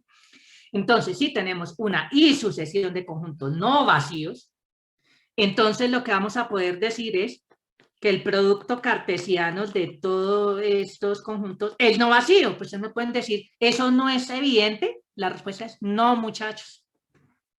Realmente, pues acá el chiste es porque, fíjense que en dónde está la selección simultánea infinita, ¿sí? El chiste es que si ustedes recuerdan cuál es un elemento aquí en ese producto cartesiano, es una función que tiene dominio I y codominio, es la unión de todos los A sub I, pero fíjense que entonces f de I pertenece a A sub I, esa es la condición, ¿sí? F de I, que es la coordenada diésima esa, entre comillas, tupla, tiene que estar en A sub I. La coordenada diésima está en A sub I, ¿listos? Pero entonces, ¿cómo construir una función que haga todo eso al tiempo? Muchachos, ahí es donde entra el axioma de elección, porque fíjense que tenemos que acá esa tupla, si lo vemos como tupla, lo que me está haciendo es escoger un elemento de cada sub I, que sería la coordenada diésima. No sé si ahí lo están viendo entre comillas en el fondo. ¿Qué es lo que quiere decir eso, no? Muy bien, entonces pues veamos esta equivalencia, ¿listos? Muy bien, entonces vamos a ver que el axioma de elección, si suponemos el axioma de elección, entonces vamos a ver que este producto cartesiano es no vacío, es decir, que por lo menos hay una tupla ahí, ¿vale? Entonces, sea A sub I con I minúscula en I mayúscula, una I sucesión de conjuntos no vacíos. Entonces, pues, tomemos ese como este conjunto. Pregunta, este conjunto, el conjunto de los A sub I y en I, ¿qué es de esta sucesión, muchachos? Recuerden que una sucesión es una función. ¿Esto qué es de esta función, muchachos? Eso ya lo hemos discutido varias veces acá, con ejemplos parecidos. ¿Qué es ese de esta función, muchachos? El rango. El rango, y nosotros ya hemos hablado que el rango de una función, desde que esa función tenga un codominio, podemos separar del codominio el rango. Entonces esto es conjunto, listo, ese ejercicio hacerlo con cuidado, ¿estamos o no? Pero entonces ese es conjunto, ¿es claro o no, muchachos? ¿Sí? Entonces por el axioma de elección, pues este conjunto S, ojo, para poder usar el axioma de elección tenemos que demostrar que a quien se lo apliquemos es conjunto, por eso es que tenemos que justificar por qué S es conjunto. Eso queda como un pequeño ejercicio. Habiéndolo justificado, ahí sí podemos usar el axioma de elección sobre S, ¿estamos o no? Entonces, aplicando el axioma de elección, salvo este detalle, ¿de acuerdo? Entonces, S tiene, ¿qué cosa, muchachos? Una función de elección, ¿cierto? Tiene una función de elección. Llamémosla G, ¿listos?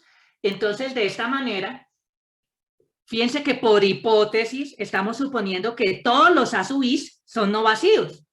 Entonces, ¿qué hace la función de elección? La función de elección me está diciendo G de A sub I toma un elemento en A sub I, todos esos son no vacíos, ¿cierto? Por hipótesis. Entonces, pues esto pasa para todo I minúscula en I. ¿Listos, muchachos? Pues esa es la definición de ser función de elección. Bueno, entonces ahora definamos la siguiente función como tal. Entonces, esa no es la tupla. Lo que hacemos es la coordenada diésima, pues que la coordenada diésima sea G de A sub I, que ya lo hemos escogido. Pregunta, ¿por qué F es conjunto? Ejercicio. ¿Listos? Pero entonces noten lo siguiente, que F definida de esta manera es una función con dominio I mayúscula, codominio, la unión de los A sub I. Fíjense que esta unión es conjunto, habiendo demostrado que S es conjunto. Entonces, todo eso lo tenemos que justificar bien. ¿Listos? Muy bien. Entonces, esto es una función con dominio I, codominio, la unión de los A sub I, donde, fíjense en lo siguiente. Tenemos que F de I, por definición, era G de A sub I, y eso pertenece a A sub I. ¿Esto qué me quiere decir? Que esta función F es efectivamente un elemento en este producto cartesiano y por tanto ese producto cartesiano es no vacío y ya, listos. Hemos demostrado que por lo menos hay un elemento en ese producto cartesiano. Listo, entonces hemos demostrado que el axioma de elección implica esta primera versión equivalente, ¿de acuerdo? De que producto cartesiano de conjuntos no vacíos es no vacío. Eso es lo que me está diciendo en el fondo de esta primera equivalencia. ¿Listo, muchachos? Bueno, ¿ahí hay alguna pregunta, alguna duda con respecto a esta primera equivalencia, a esta primera dirección?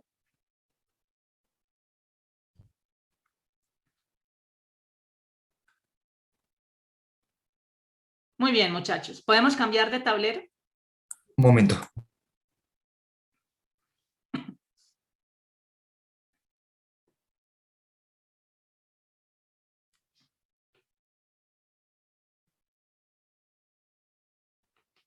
Eso, vamos a ver si alcanzamos a ver dos equivalencias más, ¿de acuerdo?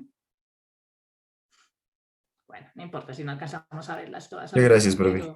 Listo, muy bien. Entonces, ahora veamos el recíproco. Entonces, pues acá tenemos que demostrar el axioma de elección. Entonces, tomemos ese cualquier conjunto y veamos que para ese conjunto S hay una función de elección. Entonces, pues tomemos I, conjunto de índices, como S quitando el vacío. Entonces, pues definamos la siguiente sucesión. Tomemos A sub C, C en I, como, pues definamos A sub C como pues el mismo conjunto C, el cual es son conjuntos no vacíos, ¿cierto? Pues claro, fíjense que acá estamos, como C es precisamente I quitándole el vacío, a S quitándole el vacío, pues todos los elementos aquí en I son no vacíos, ¿de acuerdo? Por esta consideración. Entonces, pues lo que me dice el axioma de elección 1 es que el producto cartesiano de estos piscos es no vacío. Entonces, por lo menos, esa primera equivalencia lo que me dice es que existe alguien en este producto cartesiano. ¿Listos? Muy bien. ¿Es claro acá cómo usamos esa primera equivalencia? Pues de esa manera, entonces, pues, ¿qué es lo que nosotros sabemos? Que acá las coordenadas las estamos indexando como C, ¿de acuerdo? Entonces, de esta manera, pues, f de C, la coordenada C-ésima, digámoslo así, es un elemento que está en A sub C, pero A sub C, ¿qué es? Es C, y C, pues, pertenece ahí. Listo, muy bien. Entonces, pues, notemos que lo que acabamos de demostrar es que f, esta f, es precisamente una función de elección para S.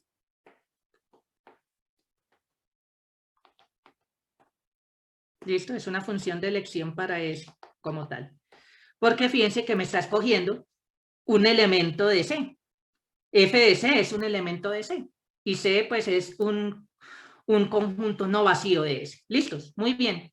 Listo, entonces, pues, esta dirección fue un poquito más evidente. ¿Listos? Muy bien. Fue un poquito más directa. Bueno, muchachos, entonces ya hemos visto que el axioma de elección, en su forma original, que nos decía que toda función S tiene una función de elección, es equivalente al hecho de que producto cartesiano de conjuntos no vacíos es no vacío. Y ya tenemos entonces nuestra primera equivalencia del axioma de elección. Bueno, muchachos, ¿hay alguna pregunta, alguna duda con respecto a esta primera equivalencia? ¿Vamos bien? Sí. Yo tengo una chiquita, profe. Si no especificamos que estamos en ZFC, ese producto cartesiano no se garantiza que sea vacío, que es diferente de vacío. Correcto, ¿verdad? sí, exacto. Si estamos solo en Zermelo-Frenkel, entonces el asunto está en que como esto es equivalente al axioma de elección, si usted está parado en un universo de Zermelo-Frenkel donde no vale el axioma de elección, lo que usted puede decir es que existe, o sea, va a existir una sucesión de conjuntos no vacíos cuyo producto cartesiano sí es vacío. Y es más, un fallo del axioma de elección puede ser por ahí también, ¿estamos? Si usted demuestra eso en su... si usted llega a demostrar eso en un universo de Zermelo-Frenkel, ¿sí? Si usted llega a construir una sucesión de conjuntos no vacíos cuyo producto cartesiano es vacío, ya, eso pues lo que me quiere decir es que está fallando el axioma de elección, una forma equivalente, ¿estamos? Sí, profe, gracias. Listo, muy bien. Pero si estamos suponiendo el axioma de elección, sí se va a tener eso, que es lo que uno esperaría, ¿no? Que pues el producto cartesiano de conjuntos no vacíos, la idea es poder escoger. Fíjense que ahí está la escogencia simultánea infinita. En la tupla estamos escogiendo de cada coordenada un elemento, ¿sí o no? Y pues el problema es precisamente cuando tengo infinitos conjuntos en ese producto cartesiano. Listo, yo creo que ahí ya, ya vamos uniendo todas esas piezas y por ahí de pronto la intuición queda un poquito más clara, ¿sí, muchachos? Muy bien, bueno, veamos entonces una segunda equivalencia, ¿listos? Entonces el axioma de elección es equivalente a la siguiente afirmación, dada la siguiente y sucesión de conjuntos, una sucesión B sub I y en I, una y sucesión de conjuntos no vacíos,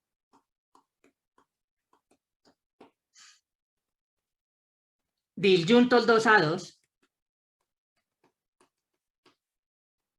¿Qué quiere decir disyuntos 2A2? Que si tomamos I, tomamos un índice I y un índice J en I, tales que B sub I es diferente de B sub J, entonces esos dos, la intersección de los dos conjuntos es vacío. ¿Listo?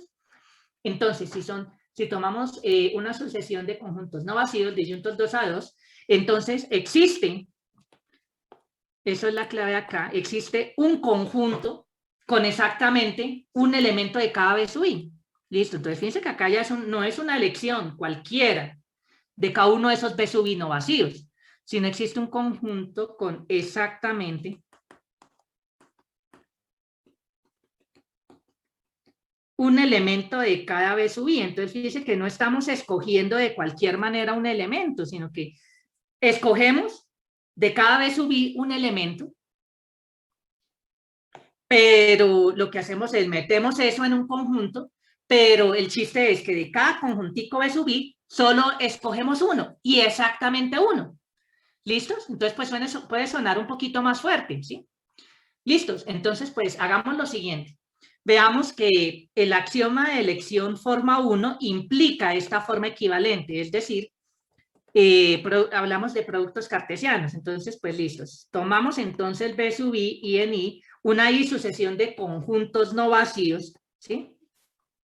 Disyuntos 2A2, ¿listos? Por la forma 1 del axioma de elección, pues lo que sabemos es que hay una tupla, por lo menos una tupla, en el producto cartesiano de los B sub I. Pero, ¿eso qué me quiere decir? Que existe una tupla, pero recordemos que una tupla es una función de I en la unión de los B sub I, ¿cierto? Tales que, ¿qué?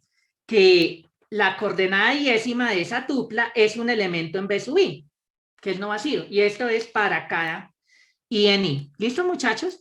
Entonces, ¿cuál creen que va a ser el conjunto pedido? El conjunto que va a tener exactamente solo un elemento de cada B sub I. Muchachos, ¿qué creen que va a ser ese conjunto?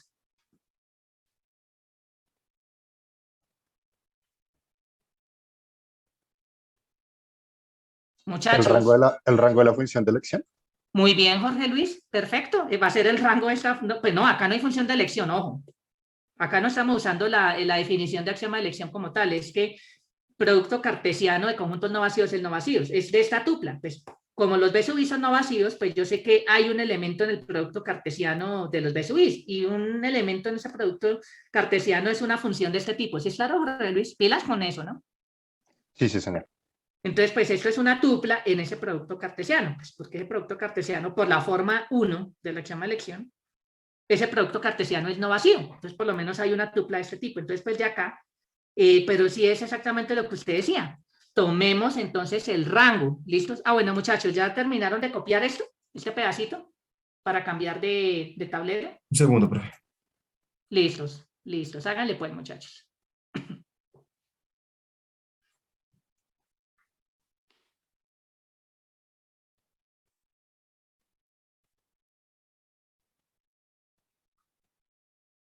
¿Listo, muchachos?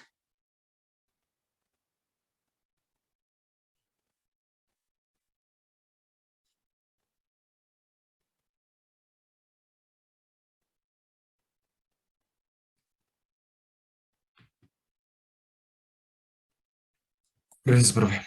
Listo, muy bien. Entonces, fíjense, pues más allá de que sean disyuntos 2A2, pues era una sucesión de conjuntos no vacíos, que es la parte que usamos. Acá no necesitamos que sean disyuntos, para nada, ¿sí?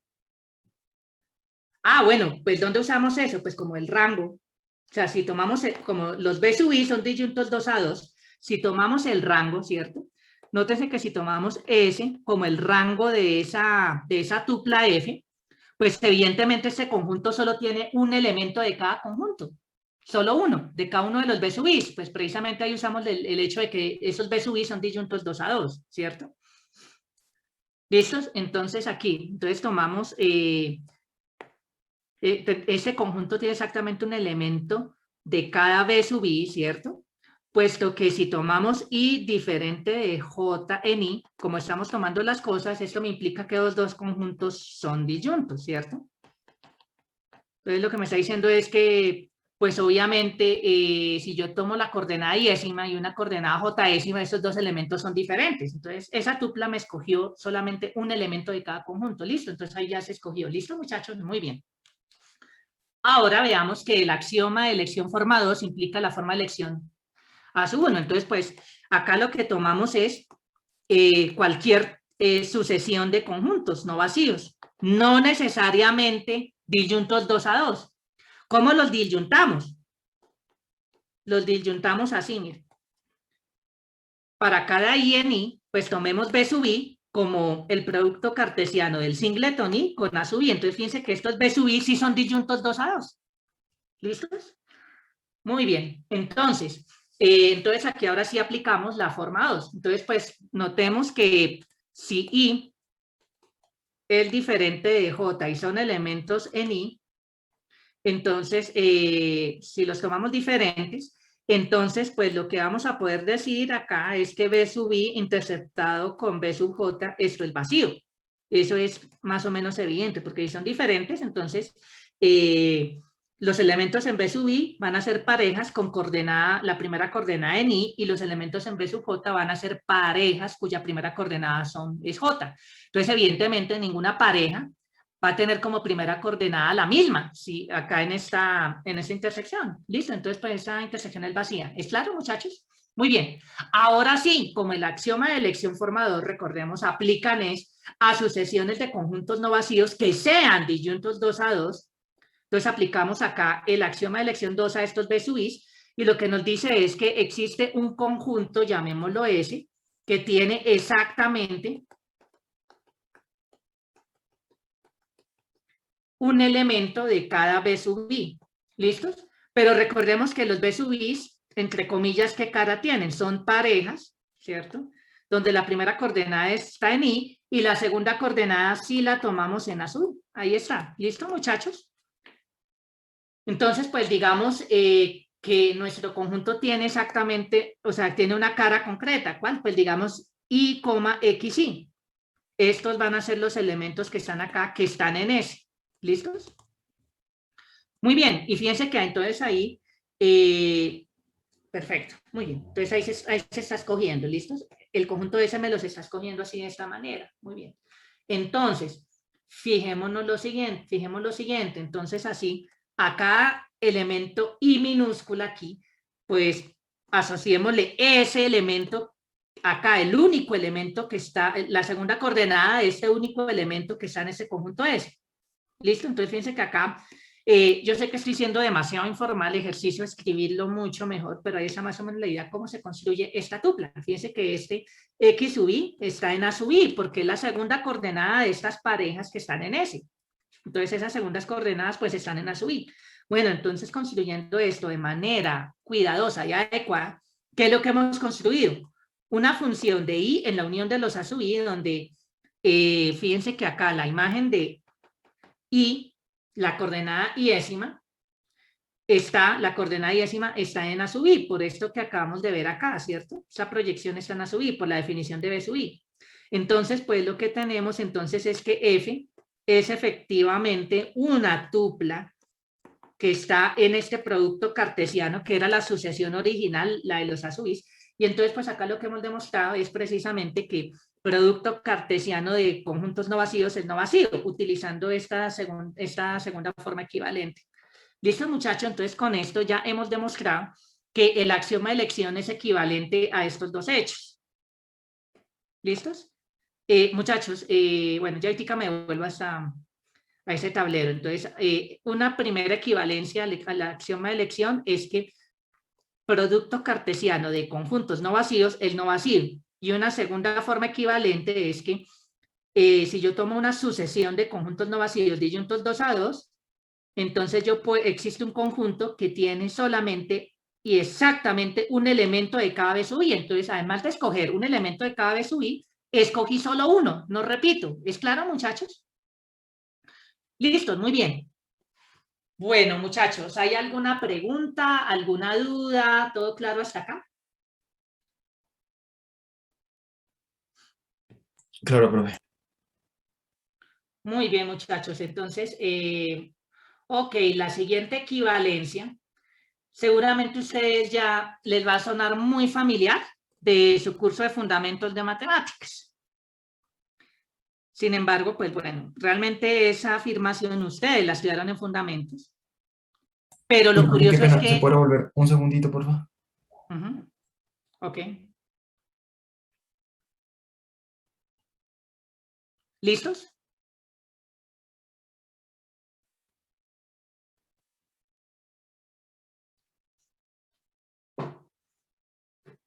Gracias, profe. Listos, vale. Muy bien, entonces, muchachos, saquen a relucir su curso de Fundamentos de Matemáticas. Entonces, si una función era sobreyectiva, ¿a qué era equivalente ese hecho? Si una función f de a en b es sobreyectiva, esa función tenía ¿qué tipo de objeto, muchachos? Tiene que ver con existencia de ciertas inversas de funciones, muchachos. Eso es básico de fundamentos.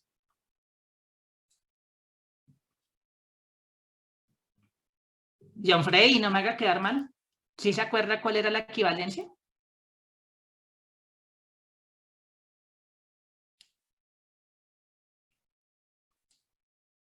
Hola, muchachos, ¿nadie se acuerda? Que una función f de a en b sea sobreyectiva, ¿a qué era equivalente? Existe una que pertenece a tal que f a la menos 1. No, f a la menos Ok. 1 no tiene nada que ver, muchachos. Una función sobreyectiva tiene ¿qué tipo de inversas? Ya les estoy soplando demasiado. Inversa a derecha, muy bien, Camilo. Toda función sobreyectiva, o sea, que una función sea sobreyectiva es equivalente a que esa función tenga inversa a derecha. Ojo con eso, muchachos. Sí, esas son cosas que para mí ya es historia patria. Ustedes lo estudian en fundamentos, ¿vale? Muy bien. El asunto es que aquí no hablamos de la equivalencia como tal, sino de que si la función f, o sea, si una función f es sobreyectiva y eso me implica que tiene función, que tiene una inversa a derecha, pues el chiste es que esta afirmación es equivalente al axioma de elección también. Si ustedes recuerdan la demostración que seguramente ustedes vieron en fundamentos, para demostrar esta equivalencia, para construir esa función, que usamos el axioma de elección. Seguramente, pues no con la debida profundidad, porque no se podían fundamentos, pero seguramente sí les hablaron de eso, ¿de acuerdo? Ah, miren, recuerden que, miren, aquí se está usando tal cosa, no sé qué, que pues, bueno, en fundamentos uno está todavía muy chiquito, ¿no? Pero de todas maneras sí, alguito debieron haberles comentado, ¿sí? Curiosamente, más que usar el axioma de elección, es equivalente. Veamos esa equivalencia y bueno, yo creo que aquí terminamos nuestra clase, ¿listos? Muy bien. Entonces, demostremos que la forma 1 implica la forma 3, ¿listos? Entonces, tenemos una función f sobreyectiva. Entonces, demostremos que tiene función, que tiene entonces una inversa a derecha, la construimos. Vamos a hacer casi la misma demostración que ustedes vieron en fundamentos. ¿Listos? Entonces, dado cualquier b en b mayúscula, como f es sobreyectiva, entonces, llamando a sub b como la imagen inversa del singleton b, pues, ¿qué me quiere decir? Que todos los elementos tienen al menos una preimagen. Entonces, todos estos conjuntos son no vacíos. ¿Es claro? Entonces, aquí es donde entra el axioma de elección. Como tengo acá una sucesión de funciones, ¿cierto? Fíjense que acá estamos escogiendo para cada b estos conjuntos, ahí estamos armando una sucesión, ejercicio de mostrar que eso es conjunto, ¿sí? Entonces, por el axioma de elección forma 1, entonces lo que nosotros sabemos es que existe una tupla en este producto cartesiano. ¿Listos? porque estos son conjuntos no vacíos, los A sub B. ¿Listos? Muy bien. Hasta ahí es claro cómo usamos esa primera forma equivalente del axioma de elección, muchachos. Muy bien, pero entonces, ¿qué quiere decir que G sea una tupla I? Pues el conjunto de índices es B mayúscula. Entonces, acá lo que tenemos es que G es una función con dominio B, que aquí es el conjunto de índices. ¿Es claro eso, muchachos? ¿Y codominio cuál es? El codominio es la unión de los A sub B. ¿Listos? B en B mayúscula. Pero recordemos que todos los A sub B, como son estas imágenes inversas, son subconjuntos de A. Entonces, pues, fíjense que aquí podemos tomar, sin pérdida de generalidad, que el codominio de esta función es el conjunto A. ¿Listos? Aquí ya entonces ya esa es la candidata a ser imagen inversa, ¿sí? Pero entonces, ¿esto qué satisface? Esto satisface que, pues, si tomamos G de B, la coordenada Bésima pertenece a A sub B. Pero recordemos que era A sub B, era la imagen inversa del singleton B. Por definición de imagen inversa, entonces, ¿qué pasa? ¿Sí? Bueno, pues de hecho, ¿qué es lo que podemos ver? Podemos ver que la unión de todos los A sub B es B en B, como mi función es sobreyectiva, todo esto es... Ah, no, esto no es por la sobreyectividad. Esto es por la definición simplemente de función. Todas estas preimágenes, si yo uno todas estas preimágenes, obtenemos el conjunto A original, el dominio de la función F original. Listo, muy bien. Por lo tanto, entonces, si ustedes me dan un elemento B minúscula en B mayúscula, entonces, ¿qué pasa?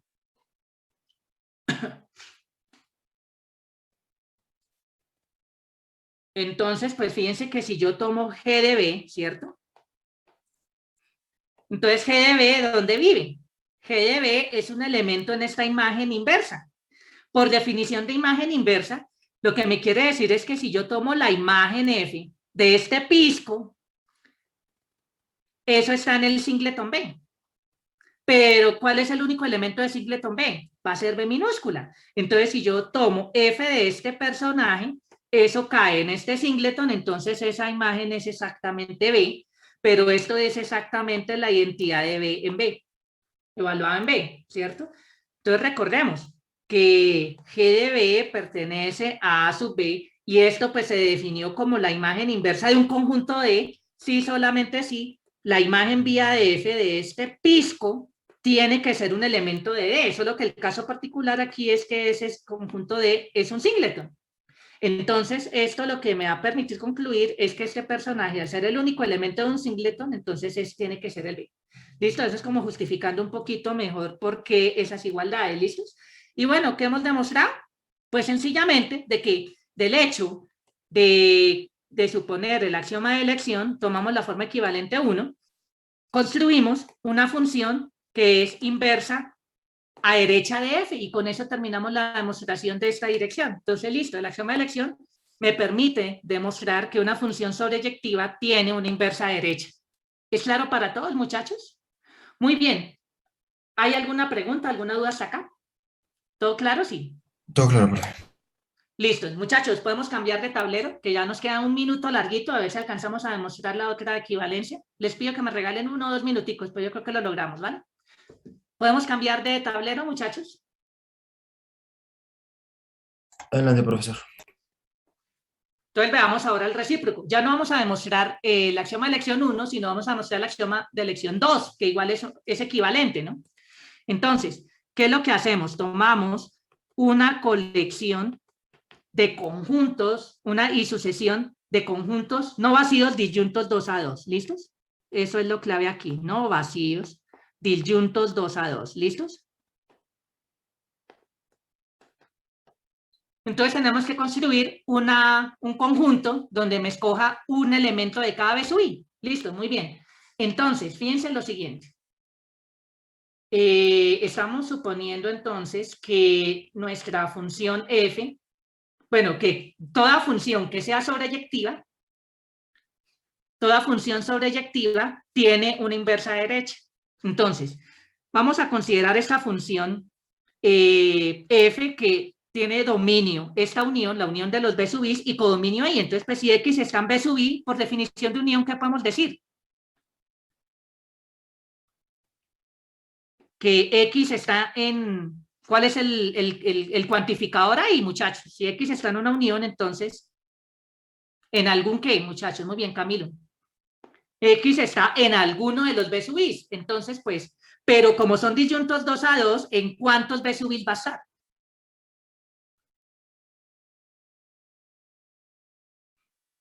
En uno exactamente. Muy bien, Camilo. Entonces, aquí a cada X le asociamos el único índice en el cual, o sea, va a ser el único, y en I tal que X pertenece a B sub I. ¿Listos? Entonces, esta función es sobreyectiva. ¿Listos? Entonces, pues eso no es tanto problema, y nos basamos en el hecho de que, ¿qué? De que pues todos estos B sub I son no vacíos. Entonces, pues si usted toma un índice cualquiera, pues usted va a encontrar por lo menos un elemento en ese B sub I. Y a ese X le asociamos ese índice, es sobreyectivo. ¿Listos? Entonces aquí la clave es que todos los B sub I son no vacíos. ¿Listos? Muy bien. Por el axioma de elección forma 3, pues lo que sabemos es que esta función f tiene una inversa a derecha. ¿Listos? Entonces esto tiene una, exacto, entonces acá existe esa función g, tal que al componer la derecha con f, nos da la identidad de i, que es acá el dominio de esta función f. ¿Listos? Muy bien. Entonces, pues, ¿cuál va a ser el candidato a función s que va a tener solamente un elemento de cada uno de estos conjuntos? Pues el rango de esa función. El rango de esta función g, que va a ser conjunto, ya sabemos por qué, ejercicio. ¿Listos? Entonces, sea i minúscula en i, pues nosotros sabemos que g sub i, ¿cierto? Podemos demostrar que G sub i pertenece a B sub i, puesto que si hacemos esta composición, entonces, ¿qué pasa? Por esta igualdad, entonces esto es la identidad, ¿cierto? Esto es la identidad de i evaluado en i, y esto va a ser i. Y entonces, ¿eso qué es lo que nos dice? Pues por definición de f, pues eso lo que nos va a decir es que f evaluado en algo es el único índice en el cual pertenece ese algo, ¿sí? Es el único índice. Y tal que ese cuadradito pertenece a B sub i. Entonces, ¿eso qué es lo que nos quiere decir? Que de esta manera, pues este conjuntico S, que es el rango de G, tiene exactamente un elemento de cada B sub i.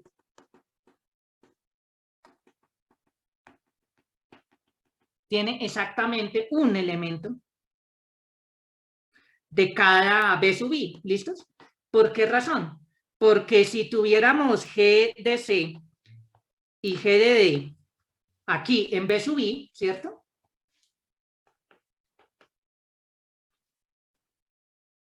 Sí, porque pues son elementos en el rango, ¿no? Si tuviéramos dos elementos en el rango que estuvieran en el mismo B sub i, ¿cierto? Entonces, ¿qué pasa? Pues D es que tenemos que D es exactamente F evaluado en G de D, pues precisamente por esta observación acá, ¿cierto? Porque esta composición es la identidad, ¿cierto? Esto va a ser el único índice en el cual está G de D, pero esto va a ser también por lo anterior a F de G de C, ¿cierto? Que esto va a ser igual a C. Conclusión, C es igual a D. ¿Listos? Entonces, como son iguales, entonces pues G de C es igual a G de D porque G es función. Entonces, aquí de esta manera hemos demostrado simplemente que este conjuntico el rango de esta función G, me escogió de cada elemento G sub i un solo elemento. ¿Listos? Que eso era lo que nos dice exactamente esa segunda forma equivalente. ¿Listos, muchachos? Muy bien. Bueno, ¿hasta aquí hay alguna pregunta, muchachos? ¿Todo claro? Muy bien, muchachos. Entonces, ya con esto, entonces terminamos esta tercera equivalencia del axioma de elección. Bueno, muchachos, entonces, para la próxima clase vamos a ver una cuarta, la vamos a enunciar. ¿Listo? No lo va a hacer ahorita, ya igual. Muchísimas gracias por estos 5 minuticos que me han regalado. ¿De acuerdo? Y el tema principal de nuestra próxima clase el jueves va a ser el famoso lema de SOR, que tal vez es la más conocida y posiblemente la equivalencia del axioma de elección más utilizada en matemáticas. Bueno, muchachos, muchísimas gracias por su atención. Nos vemos entonces Profe, sí, el jueves también nos conectamos temprano. el jueves. Bueno, yo creo que pues sí, como para que nos rinda un poquito y eso, mire, hoy nos pasamos 5 minuticos, igual les agradezco muchísimo por su tiempo, muchachos, de verdad, yo procuro no intentar pasarme mucho, pero les agradezco estos 5 minutos, ¿vale? Y muchachos, sí, o sea, en lo posible, pues intentamos comenzar tempranito como para que nos rinda un poquito más, ¿vale? Bueno, muchachos, entonces no les quito más tiempo, muchísimas gracias. Y, bueno, recuerdo que hoy, o sea, el horario de atención lo cambiamos para todos los martes, 1 de la tarde. Entonces, ahorita tenemos horario de atención a la 1, ¿listos? El día de hoy. Bueno, muchachos, muchísimas gracias. Nos vemos entonces más tardecito hoy o nos vemos el jueves. Hasta luego.